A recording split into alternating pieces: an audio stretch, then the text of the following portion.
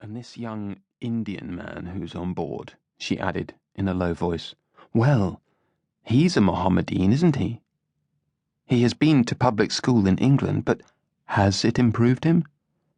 He thinks he's one of us, but of course he never will be." The Indian man in question, whose name he could never quite remember, had some acquaintances in common with Morgan, but he was a trying fellow whose company was unrewarding.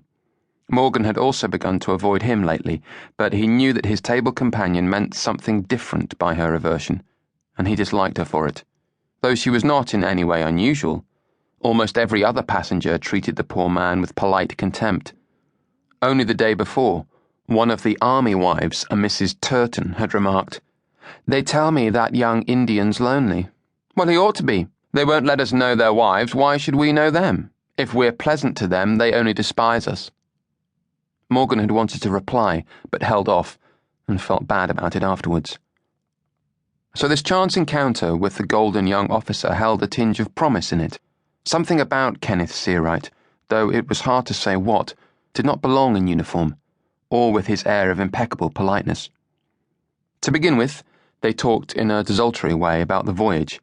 They had recently passed through the Suez Canal, and the experience, for Morgan, had been curiously reminiscent of a picture gallery.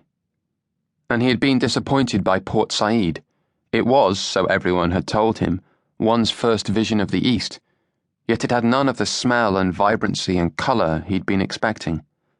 There were no minarets and only a single dome, and the statue of de Lesseps, despite pointing commandingly towards the canal, appeared to be holding a string of sausages in his other hand. He had gone ashore, of course, and some of the Arabs were beautiful, but they spoiled it by trying to sell him smutty postcards. "Do I see something filthy? Noah? Well, perhaps after tea." All in all, it hadn't been an uplifting experience. "Except for the coaling barge," Searight said. "Yes," Morgan answered. "Except for that." The memory of the barge came back strongly to him. More specifically, it was the figures on top that continued to trouble him. Black with coal dust, they had woken from a death-like torpor into a frenzy of activity, singing and squabbling as they carried their baskets on board. One of the figures, of indeterminate age and sex, had stood by the plankway after dark, holding a lamp, and the image, with its deep shadows and contrasting yellow glow, had seemed both hopeful and frightening to him. Searight had also been there, Morgan remembered now, and they had been standing close to one another at the rail, watching the scene. Although they had not yet met or spoken, the moment seemed in retrospect like a kind of complicity. They began to speak now about their plans after landing at Bombay. They agreed they might travel as far as Agra together, after which Searight would head off towards Lahore and Morgan to Aligarh. "You are staying with a friend there?" "Yes," Morgan said, and then dared to admit, "He's a native." "Ah," Searight said. "I thought that might be the case.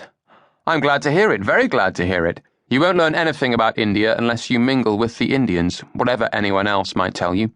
I myself have been very close to many of them." "Ah, yes, very close." "I can't imagine all your brother officers approve." "There is more understanding than you might think. But of course you have to be careful. It's a matter of knowing your time and place." He laughed shortly. "Is your friend a Hindu?"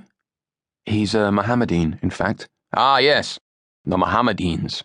People think of the Hindus as sensual because of all the decadent religious imagery. On the other hand, the Mohammedans are people of the book, just like us. Well, I can tell you, the Pathans are a breed of young savages, and I intend to make friends with many of them. It's one of the delights of being transferred to Peshawar. I used to be in Bengal, you know, in Darjeeling, and I had a ripping time there. But I'm looking forward to the future." Morgan had the uneasy feeling that the topic had slid away from him, and they were talking about different things. Nevertheless, he said, "So am I." "You're looking forward to seeing your friend?" "Very much." "You've been missing him?" "How well I know this feeling. How well." "And then I'm driven to seek consolation elsewhere.